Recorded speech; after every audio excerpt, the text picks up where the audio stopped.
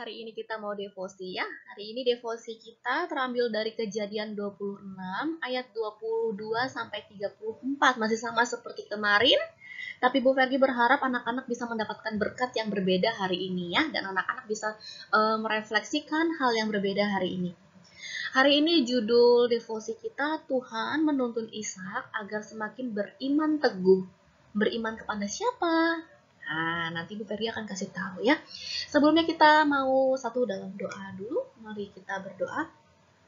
Bapa kami di surga, kami sungguh mengucap syukur. Hari ini kami masih diberikan kesempatan lagi Tuhan, untuk kami mendengarkan sebagian dari firman-Mu.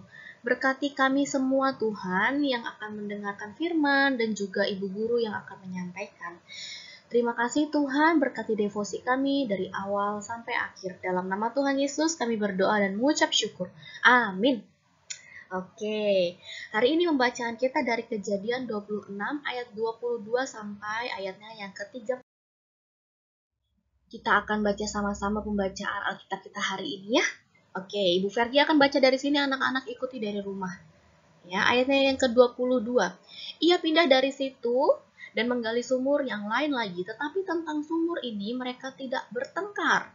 Sumur ini dinamainya Rehobot, dan ia berkata, sekarang Tuhan telah memberikan kelonggaran kepada kita sehingga kita dapat beranak cucu di negeri ini. Dari situ ia pergi ke Beersheba. Lalu pada malam itu Tuhan menampakkan diri kepadanya serta berfirman, Akulah Allah ayahmu Abraham, jangan takut, sebab aku menyertai engkau, aku akan memberkati engkau dan membuat banyak keturunanmu karena Abraham hambaku itu. Ayatnya yang ke-25. Sesudah itu, Ishak mendirikan mezbah di situ dan memanggil nama Tuhan. Ia memasang kemahnya di situ, lalu hamba-hambanya menggali sumur di situ. Datanglah Abimelek dari Gerar mendapatkannya bersama-sama dengan Ehuzat sahabatnya dan Pikol kepala pasukannya. Tetapi kata Ishak kepada mereka, mengapa kamu datang mendapatkan aku? Bukankah kamu benci kepadaku dan telah menyuruh aku keluar dari tanahmu? Jawab mereka, kami telah melihat sendiri bahwa Allah Tuhan menyertai engkau. Sebab itu kami berkata, baiklah kita mengadakan sumpah setia antara kami dan engkau, dan baiklah kami mengikat perjanjian dengan engkau. Ayat yang ke-29, bahwa engkau tidak akan berbuat jahat kepada kami seperti kami tidak mengganggu engkau, dan seperti kami semata-mata berbuat baik kepadamu dan membiarkan engkau pergi dengan damai. Bukankah engkau sekarang yang diberkati Tuhan? Kemudian Ishak mengadakan perjamuan bagi mereka, lalu mereka makan dan minum. Keesokan harinya pagi-pagi bersumpah serapahlah mereka. Kemudian Ishak melepas mereka dan mereka meninggalkan dia dengan damai. Pada hari itu datanglah hamba-hamba Ishak memberitahukan kepadanya tentang sumur yang telah digali mereka, serta berkata kepadanya, kami telah mendapatkan air. Lalu dinamainya sumur itu Sheba. Sebab itu nama kota itu adalah Beersheba sampai sekarang. Ketika Esau telah berumur 40 tahun, ia mengambil Yudit dan Beri orang Het dan Besmat anak Elon dan Het menjadi istrinya. Oke, cerita ini nanti akan diceritakan untuk cerita selanjutnya ya. Nah, hari ini Bu Ferdi mau cerita tentang siapa? Tentang Ishak yang diberkati sama siapa? Tuhan. Ya, sudah diceritakan bahwa Ishak itu diberkati Tuhan. Kenapa? Karena Allah memberikan janji kepada Abraham. Dia akan memberkati Abraham serta keturunannya. Dan Ishak ini adalah keturunan Abraham. Secara otomatis Ishak juga diberkati sama Tuhan, ya. Kemudian anak-anak ingat tidak cerita ini? Ini adalah sumur-sumur yang dibuat sama papanya Ishak. Siapa? Ayahnya Ishak, Abraham ya. Ditutup semuanya anak-anak, ditutup sama bangsa Filistin ya. Kemudian Ishak, anaknya Abraham, ingin menggali lagi karena mereka mau mendapatkan air. Kenapa sih Ibu Fergi mereka harus menggali sumur berulang-ulang kali untuk mendapatkan air? Kenapa? Karena air itu adalah salah satu hal yang paling penting dalam kehidupan manusia. Makanya Ishak dan hamba-hambanya sampai berkali-kali menggali sumur untuk mendapatkan air. Kenapa? Karena mereka sangat butuh air, karena air itu sangat penting untuk kehidupan kita. Anak-anak bayangkan aja kalau sehari saja kita tidak punya air atau kita tidak minum contohnya. Wah, kita bisa sakit ya. Ya, kita bisa haus. Bahkan orang bisa mati karena tidak minum. Jadi air sungguh penting. Ya. Tapi anak-anak Abimelek itu mengusir ya si Ishak ya. Pergi dari tempatku. Si Abimelek itu usir si Ishak. Ishak bilang apa? Oke, dia akan pergi.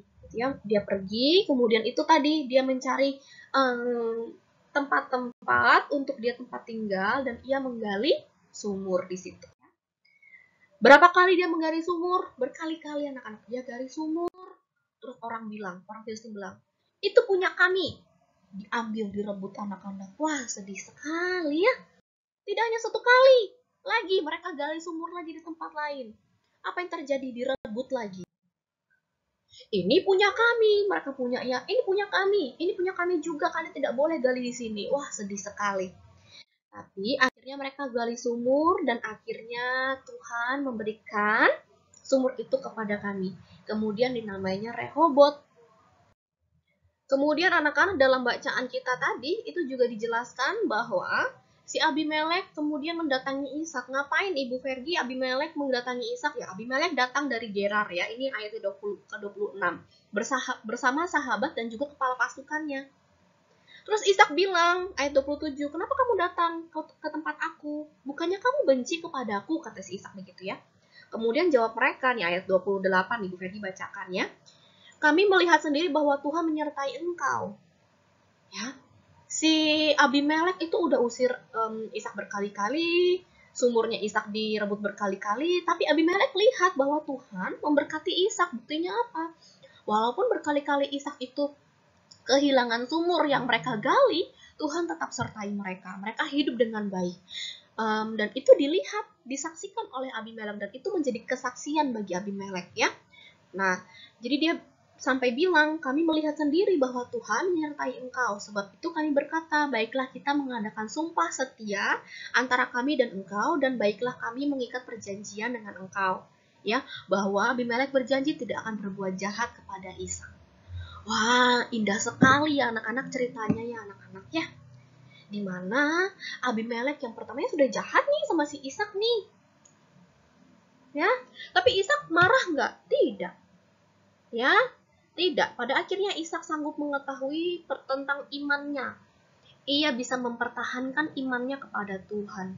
Sampai ia mendapatkan sumur terakhir yang namanya Rehobot. Ya kan? Tuhan terus pimpin Ishak. Selalu pimpin Ishak. Ya, sampai si Abimelek lihat, wah, Tuhannya si Ishak nih baik sekali ya, sampai si Abimelek mendatangi dia dan dia mengakui bahwa Tuhannya Ishak ini, Tuhan siapa ya? Iya, Tuhan Yesus itu menyertai Ishak ya. Jadi sama seperti kita anak-anak, si Ishak mampu beriman kepada Tuhan dan Tuhan mampu meneguhkan imannya si Ishak ya. Dan pada waktu itu anak-anak sebenarnya Ishak kaget ya. Kok Abimelek mendatangi dia di Betsheba? Dia kaget anak-anak. Nah, itu menjadi contoh ya anak-anak bahwa ajaib sekali. Abimelek ini kan orang yang tidak percaya Tuhan ya. Melihat hidup Ishak, Abimelek kemudian percaya bahwa Tuhannya kita itu hebat. Wah, Tuhannya Ishak nih hebat nih. Bisa memberkati Ishak. Ya, Ishak kaget awalnya anak-anak. Dan pada saat itu Ishak sadar bahwa Abimelek bisa datang kepada dia dan mengucapkan bahwa Tuhan itu hebat karena siapa? Apakah karena Ishak dan hamba-hambanya bisa menggali sumur yang banyak? No, tidak. Karena apa? Karena Abimelek melihat penyertaan Tuhan Yesus kepada Ishak. Sehingga Abimelek adalah orang yang tidak percaya kemudian melihat kejadian itu dan melihat bahwa Tuhannya Ishak itu adalah Tuhan yang ajaib, yang hebat. Wah, indah sekali anak-anak ya cerita hari ini. Tadi jelaskan bahwa orang yang tidak percaya sekalipun melalui hidup orang percaya seperti kita, seharusnya hidup orang percaya menjadi berkat buat orang lain. Dan lihat, Abimelek mengakui bahwa Tuhan kita Tuhan yang hebat. Ibu Ferdi mau kita berefleksi hari ini tentang bagaimana kehebatan Tuhan kita. Tentang bagaimana kita sebagai orang percaya seharusnya menjadi berkat buat orang lain. Ya, segini saja devosi kita. Mari kita satu dalam doa. Mari kita berdoa. Bapa kami di surga, kami mengucap syukur hari ini kami sudah berdevosi bersama. Terima kasih Tuhan, hari ini kami diingatkan lagi supaya hidup kami bergantung kepada Tuhan, dan biarkanlah hidup kami ini menjadi berkat buat orang lain Tuhan, sehingga orang bisa melihat betapa Tuhan mencintai kami, anak-anaknya, dan betapa Tuhan memberkati kami semua pengikut-pengikut Kristus. Ajar kami Tuhan untuk setia dan taat walaupun kami sulit sekali Tuhan. Sebentar kami akan belajar, kiranya Tuhan memberkati kami semua. Dalam nama Tuhan Yesus kami berdoa dan mengucap syukur. Amin. Oke, selamat berefleksi ya. Tuhan memberkati kita semua.